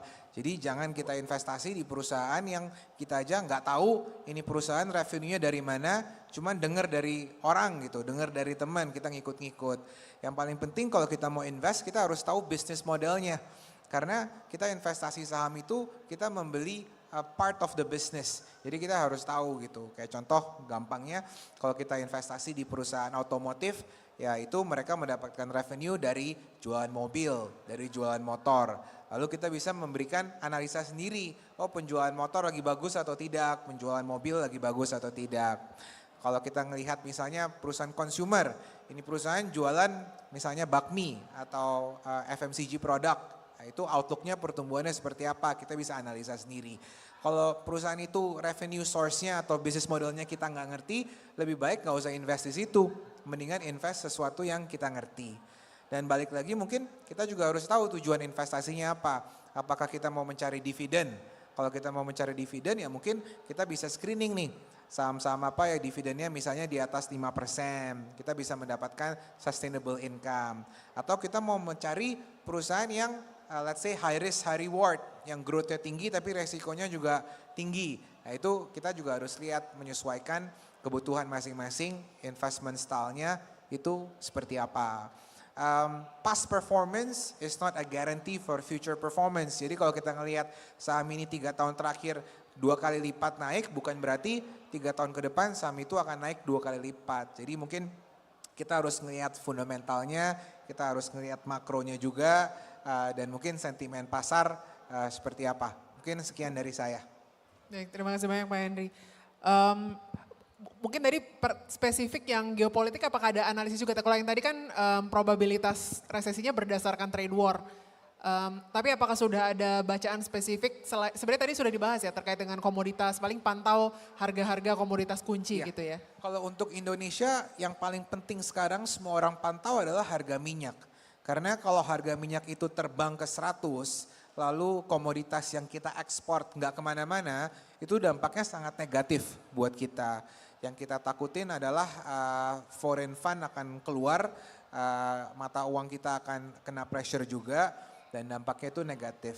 Tapi on the flip side, balik lagi, di tahun 2021 ketika perang Rusia dan Ukraina, itu apa yang terjadi? Harga batu baranya melesat ke atas. Karena adanya energy shortage di Europe. Itu malahan yang ada kita mendapatkan windfall dan Indonesia performance-nya bagus. Jadi komoditas-komoditas input dan output kita itu kita harus pantau pergerakannya seperti apa. Baik, itu ya Mas tadi yang bertanya tentang konflik Iran-Palestina. Baik, selanjutnya Pak Adi, mungkin ini tadi kan kalau Pak Heri menjawabnya ya pada akhirnya kita tetap harus membuktikan kalau BUMD mau masuk pasar bursa pun tetap harus punya disiplin yang sama gitu. Kalau Pak Adi melihatnya bagaimana terutama dalam semangat mungkin pemerataan daerah ya Pak. Terima kasih ya pertanyaan dari Stan ya, saya dulu dari Stan juga Mas. Jadi daerah bisa nggak masuk bursa atau masuk ke sektor keuangan? Saya rasa pasti bisa dan mestinya harus segera dipercepat Mas. Kuncinya di literasi Bapak Ibu. Jadi sektor keuangan itu adalah pengungkit. Jadi ibarat kalau kita mau menanggung beban berat, sektor keuangan bisa membantu gitu. Pertama BUMD bisa masuk ke bursa dalam bentuk melantai di bursa ya Pak ya. Dan itu sangat bisa. Yang kedua adalah obligasi daerah Mas. Nah obligasi daerah selama ini terkendala karena memang biasanya jangka waktunya kan bisa harus lebih dari 5 tahun dan seterusnya ya. Nah ini adalah tantangan menurut saya yang sangat-sangat besar buat kita, perlu kita address bareng. Kuncinya di literasi. Dan bagaimana nanti ekosistemnya juga kita udah rapikan dan benerin, sehingga ke depan partisipasi kita, instrumen juga lebih beragam. Karena tidak menafikan daerah pun bisa loh punya proyek yang sangat kuat untuk mengenerate nilai tambah bagi daerah tersebut. Jalan tol misalnya, rumah sakit, ya bahkan nanti untuk proyek-proyek yang pengembangan ya, termasuk industri. Nah yang kedua, jangan lupa juga untuk tadi ya, UMKM, karena UMKM yang paling tahu daerah. Itu pemantaunya udah di dinas yang banyak di daerah. Dan ada 19 kementerian punya dinas yang di daerah yang perlu kita sinergikan dan koordinasikan untuk terjadi UMKM-nya naik kelas, Bu. Jadi mungkin UMKM ini betul sekali ada begitu banyak problemnya, tetapi sebenarnya kuncinya adalah bagaimana kita juga melihat UMKM secara menyeluruh dari dua aspek, Bu. Satu regulasi, yang kedua juga behavior. Ya behavior, kenapa behavior? Ya kenapa saya juga ingatkan juga ke regulasi pemerintah, tapi behavior itu adalah di UMKM sendiri. Jadi UMKM juga harus mulai menyadari kalau terima uang, jangan lupa daftar pegawai atau Anda sendiri ke JHT. Ya, jaminan hari tua. Itu adalah jaminan setelah bekerja kita dapat apa? Ya kita harus ada dari tabungan kita, minimal JHT. Kalau bisa 10% juga nabung di dana pensiun, ya seperti itu. Kemudian akses kepada pembiayaan di samping ke perbankan itu ada juga KUR. Ya, yang bunganya disubsidi oleh pemerintah. Jadi UMKM hanya bisa membayar 6%. Nah, ada juga yang untuk ultramikro. Itu ada di PIP, ada di Mekar dan semua. Banyak sekali program ya. Sekarang OJK juga sudah mulai mengatur peer-to-peer lending ya. Nah, kalau mau ke akses ke peer-to-peer lending, pastikan dia punya izin di OJK. Karena kita juga perlu memitigasi risiko ya. Jangan sampai tiba-tiba ini teman-teman UMKM berbondong-bondong mengakses pada sistem keuangan atau layanan di sektor jasa keuangan tetapi literasinya kurang. Nah ini yang sangat-sangat penting untuk teman-teman juga ingat ya bahwa kalau memang berinvestasi atau melibatkan lembaga jasa pembiayaan tingkatkan literasi yang memadai. Ada begitu banyak resources, saya rasa BI juga punya seperti ini ya mekanisme untuk diskusi, pengajaran dan seterusnya yang sangat-sangat mudah didapatkan. Demikian juga dengan lembaga-lembaga pemerintah ya, BUMN, Bank BUMN dan bahkan kantor-kantor pemerintah kita sudah punya concern yang sama untuk meningkatkan UMKM kita harus naik kelas. UMKM kita adalah engine of growth nasional ya, 91% dari GDP kita dari UMKM. Sehingga tidak lain tidak bukan, mari kita dorong UMKM kita juga mulai menyadari bahwa Anda aktor dan Anda bisa juga berpotensi untuk menjadi maju. Ya, makin dari ultra mikro ke mikro, mikro kecil, menengah dan besar. Dan ini harus dijadikan target ya bersama. Mungkin itu untuk yang syariah sedikit aja Mbak. Jadi pengaturan syariah di Indonesia sudah sama dengan pengaturan sektor jasa keuangan lainnya Mas. Jadi artinya perbankan adalah perbankan syariah. Ya. Pembiayaan atau bahkan asuransi pensiun juga sudah ada asuransi pensiun syariah. Ada pengawasnya sendiri. Hanya memang potensi syariah di Indonesia masih sangat kecil. Baru kurang dari 10% rata-rata on average. Dan ini peluang untuk yang ke depan ya. Seperti tadi ada begitu banyak masyarakat kita yang sudah menyadari pentingnya bahwa pengambilan kebijakan investasi, tabungan, ya, kemudian pembiayaan itu harus menerapkan integritas yang tinggi. Ya. Nah salah satunya adalah di sini, Dia Syariah bisa berpeluang untuk bersama-sama kita dorong ya. Bahkan kalau perlu menjadi partner, khususnya untuk UMKM yang di ujung-ujung pelosok Indonesia. Ya. Siapa yang bisa menjangkau mereka? Yang bisa menjangkau mereka adalah ultramikro dan bahkan pendekatan secara keagamaan ya, secara komunal, secara partner ya, kelompok begitu, itu sudah dilakukan oleh berbagai instrumen atau bahkan layanan di BRI, Bank Jabar, ada begitu banyak ya pendekatan yang langsung menuju kepada gereja, ke pura dan juga ke komunitas yang memang mulai menyadari betapa pentingnya sektor ekonomi dan keuangan ini bekerja erat ya, supaya literasinya meningkat. Bapak Ibu kalau punya uang jangan langsung dihabisin, tapi mulai diatur, dikelola, berapa untuk tabungan, berapa pensiun, berapa untuk investasi, berapa untuk konsumsi. Ya, demikian Bapak Ibu sekalian, terima kasih. Baik, saya kira baik sekali. Terima kasih banyak Pak Adi dan terakhir dari Pak Poltak. Terima kasih. Tadi pertanyaan dari Arif yang mengenai BUMD untuk go public. Cukup banyak yang sudah go public. Kalau kita cek Ancol itu udah go public. Nah, kemudian tapi bukan cuma itu, sektor masing-masing provinsi itu biasanya punya Bank Pembangunan Daerah, BPD. Nah, ada ketentuan mengenai modal minimum. Nah, di atas kalau nggak salah 5 triliun ya kalau nggak salah. Ini mungkin harus dicek lagi. Yang dimana ketentuan modal minimum ini akan mendorong banyak BPD untuk meningkatkan permodalan mereka supaya mereka juga meningkat kapasitasnya. Ada yang dengan cara menerbitkan obligasi korporasi, ada banyak bank DKI itu menerbitkan, ada bank yang lainnya juga ada menerbitkan obligasi, ada yang juga yang sudah go public, ada Bank Jabar, ada Bank Jatim dan yang lain-lainnya. Jadi sebenarnya apakah BUMD itu bisa dan perlu go public? Tentu bisa dan perlu untuk go public. Apakah harus dengan cara menerbitkan saham? Belum tentu, karena mungkin ada perusahaan seperti utilities ya, misalnya seperti air minum atau yang lainnya yang sekitar itu biasanya bertumbuhnya nggak tinggi, tapi cash flow-nya kuat. Nah, kalau bertumbuhnya nggak tinggi tapi cash flow-nya kuat, mungkin penerbitan obligasi akan lebih tepat. Nah, jadi itu saya lihat bahwa dari perbankan daerah BPD yang ada itu sudah mulai berkembang, dan ada beberapa BPD yang sebenarnya kekecilan. Jadi mungkin kalau bisa BPD-nya itu di merger atau dibikin holding lah supaya bisa go public juga, supaya kebutuhan modalnya cukup bisa meningkat. Karena kalau bank BPD atau bank daerah itu meningkat, maka penyelenggaranya juga akan meningkat, pertumbuhan akan juga lebih baik, dan ini akan baik bagi daerah tersebut. Jadi tetap namanya BUMD kita dukung untuk bisa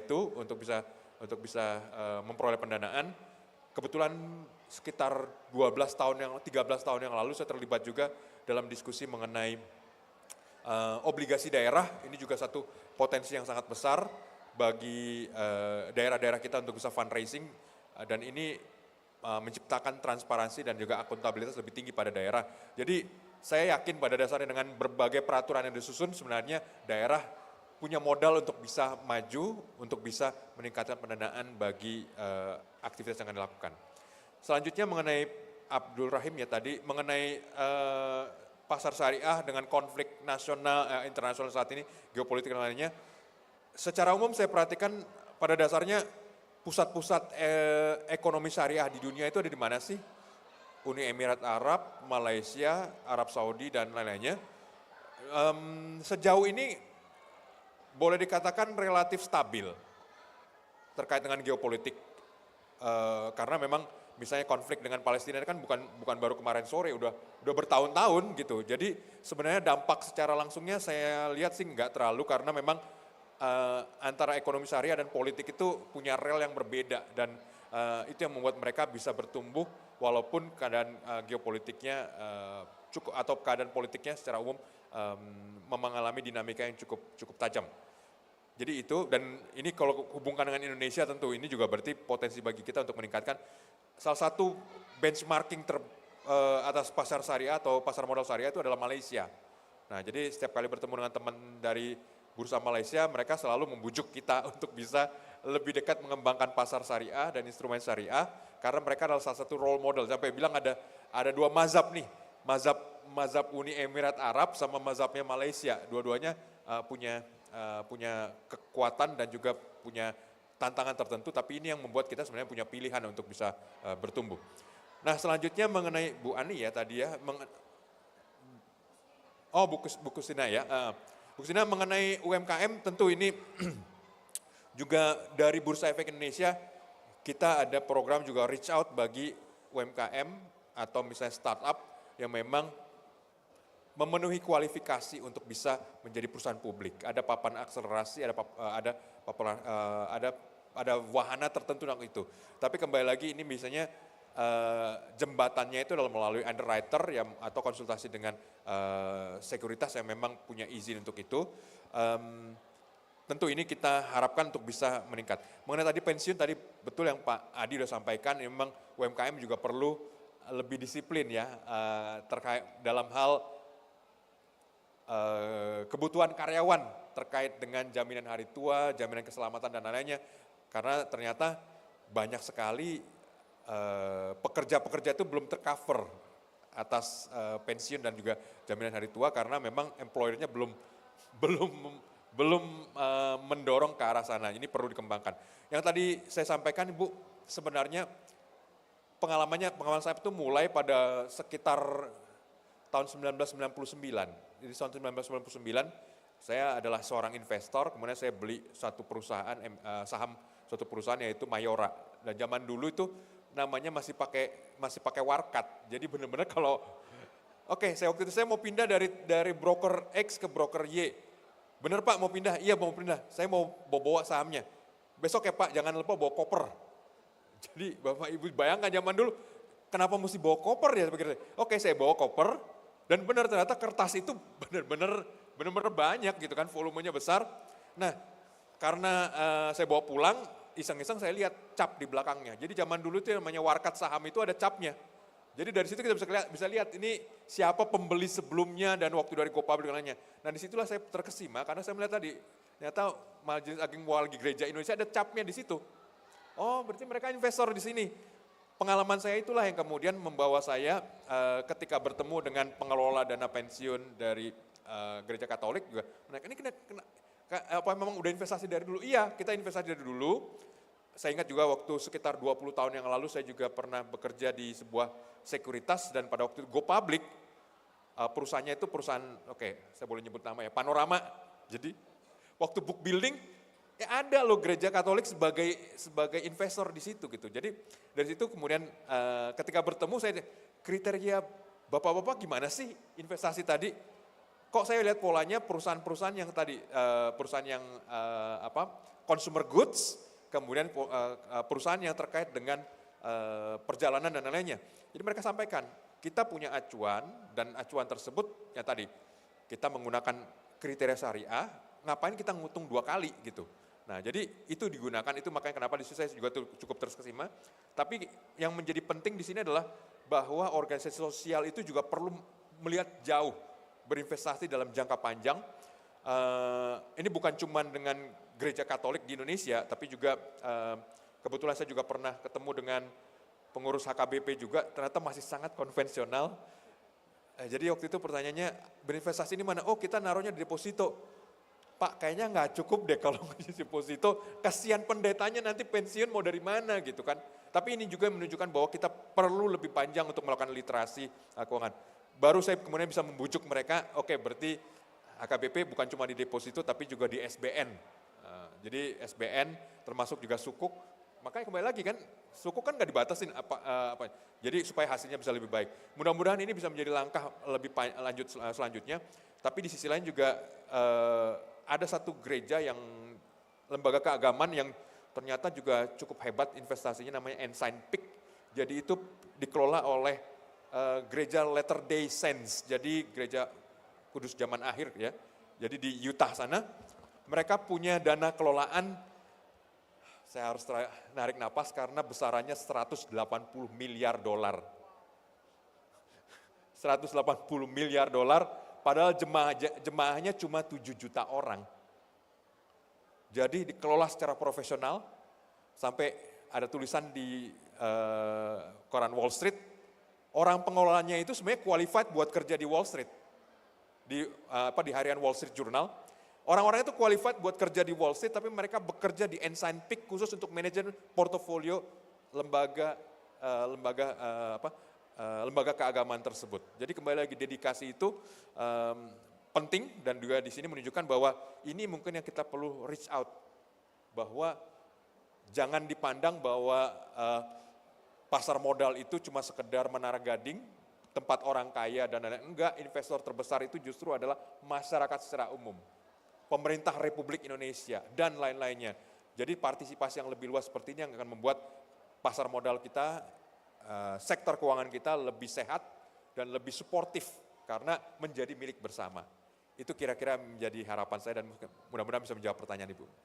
Baik, terima kasih banyak. Boleh tepuk tangan untuk 3 pembicara yang sudah sangat memberikan insights menurut saya ya dari berbagai pertanyaan Bapak Ibu di sini. Tadi saya menjanjikan ada pertanyaan secara online juga, cuma tadi sudah diberikan beberapa catatan dari panitia. Ternyata pertanyaannya serupa semua, jadi kurang lebih sudah terjawab. Baik yang tadi tantangan geopolitik, kemudian juga UMKM dan sebagainya gitu ya. Jadi pas sekali waktunya habis, jadi tidak terasa 1,5 jam kita sudah berbincang-bincang di depan sini. Terima kasih banyak Bapak Ibu yang sudah berpartisipasi dengan aktif. Saya mencoba untuk meringkas sesi hari ini sebagai akronim. Ini my infamous akronim sebenarnya. Karena kita lagi di BEJ, singkatan saya BEJ hari ini. Jadi B-nya itu mungkin boom. Jadi tadi kita bahas tentang bagaimana ada aspek-aspek yang perlu bertumbuh atau boom ya, baik sebagai dari sisi jumlah investor yang harus terus tumbuh, emiten di Indonesia, kemudian juga manufaktur sebagai sektor yang perlu tumbuh. Termasuk tadi karbon mungkin sebagai the next potential gitu ya. E-nya saya kira tadi menarik jawaban Pak Poltak terakhir adalah economies of scale.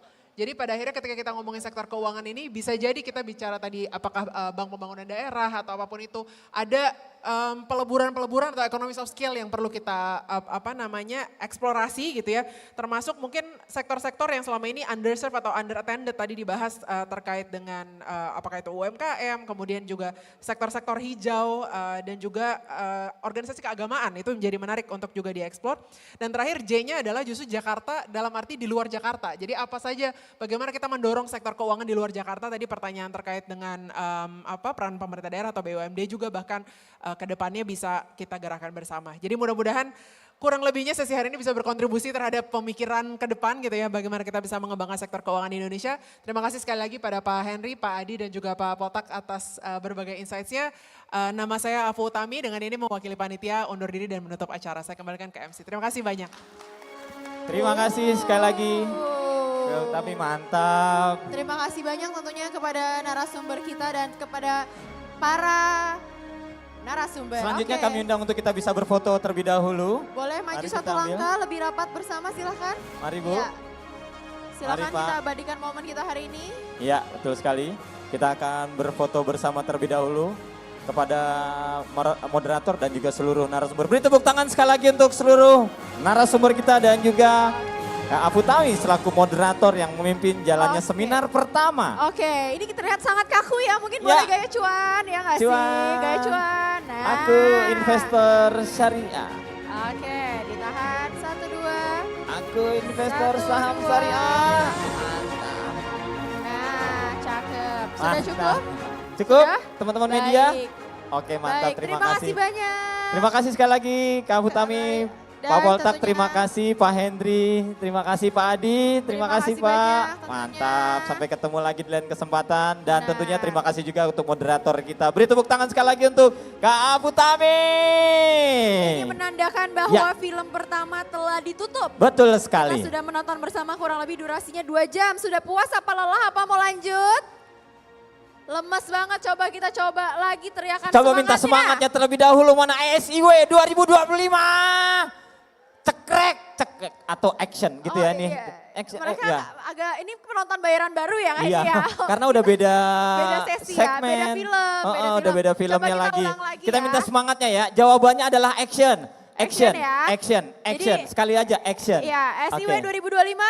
Action gitu ya. Nah, Oke, gitu kita minta ya. semangatnya. SIW 2025.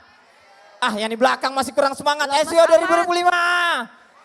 Mantap, beri tepuk tangan sekali lagi gitu untuk dong, kita tepuk semuanya. tangannya untuk kita Mantap. semua. Terima kasih. Terima kasih Silahkan Ibu, terima kasih dilanjutkan. Bapak. Silahkan. Mantap. Oke deh, luar biasa ya. Semoga dengan dilaksanakannya tadi kita udah nonton film pertama ini, semoga rekan-rekan dan para penonton yang hadir secara online mendapatkan masukan, ilmu dan juga insight baru-barunya. Betul sekali, karena tentunya geopolitik tadi juga diomongin sama salah satu penanya dan juga global market tentunya merupakan tantangan dan yang berada di depan kita. Dan seperti tema film kita secara keseluruhan yaitu Give Love When life give you a Tangerine. gitu Tangerine ya. itu, jadi kita tetap semangat dalam menghadapi tantangan-tantangan yang ada. Benar Baik, sekali. sebelum kita Nah. menuju ke talk show berikutnya, kali ini kita akan mengucapkan terima kasih terlebih Lagi dahulu. tentunya, ini biar hidup kita nggak pahit, Betul. biar tetap manis, Iya. ya kan? Terima kasih tentunya kepada PT Mandiri Sekuritas yang akan memberikan saldo RDN untuk 6 orang pemenang senilai Rp250.000. Wow, dan terima kasih juga kepada PT Maybank Sekuritas Indonesia yang akan memberikan saldo RDN senilai Rp1.500.000 akan dibagikan kepada 3 orang pemenang yang masing-masing mendapatkan Rp500.000. dan juga dari PT Mirai Aset Sekuritas Indonesia yang akan memberikan voucher Navi untuk 5 orang pemenang masing-masing senilai Rp400.000. Wow, ada juga dari PT MNC Sekuritas akan memberikan saldo RDN untuk 30 orang pemenang masing-masing mendapatkan Rp50.000. Selanjutnya dari PT Panin Sekuritas Indonesia Tbk yang akan memberikan saldo RDN untuk 15 orang pemenang yang masing-masing senilai Rp100.000. Wow, terima kasih juga kepada PT Philips Sekuritas Indonesia yang kali ini akan membagikan Philip Coins. Mantap, Philip Coins ini untuk 30 orang pemenang masing-masing mendapatkan Rp50.000. Dan tentunya terima kasih kepada PT Pintracro Sekuritas Ya. yang akan memberikan saldo RDN senilai Rp1.500.000 untuk 3 orang pemenang. Semoga Anda yang ada di sini menjadi salah satu pemenang untuk mendapatkan undian tersebut. Amin. Amin. Kita akan undi setiap harinya, nanti pasti Betul. ada nama-nama yang akan muncul di akhir sesi. Betul. Jadi pastikan untuk teman-teman bergabung hingga akhir sesi nanti di setiap harinya sampai hari Sabtu. Dan tentunya kami informasikan juga, selain Anda dilarang makan di dalam main hall, di teater main hall Bursa Efek Jakarta ini, kami undang juga untuk Anda tidak meninggalkan barang-barang berharga, terutama tas Anda. Jangan ditinggal di bangku gitu, tiba-tiba Anda pergi ke expo, salah satu booth atau jalan-jalan kemana. Tapi sekali lagi untuk selalu membawa barang-barang berharga Anda, barang-barang bawaan Anda. Betul sekali, tentunya selayaknya di bioskop ya. Ya. Meskipun kali ini teater kita tanpa nomor kursi, Ya. tanpa identitas, tidak ada labelnya. Tapi mohon untuk tidak meninggalkan barang bawaan apapun karena kehilangan tanggung jawab bukan tanggung jawab kami. Betul sekali. Baik, langsung saja kita akan menuju ke talk show yang kedua. Film kedua. Film kedua. Film kedua kita Film hari kedua kali ini filmnya agak legend. Benar. Tapi tentunya kami informasikan lagi kepada Anda, bagi Anda yang belum membuka rekening saham syariah, silakan Anda bisa menuju ke 18 booths expo yang ada di situ, ditambah satu ada IDX Mobile Booth juga, lalu ada booths dari OJK.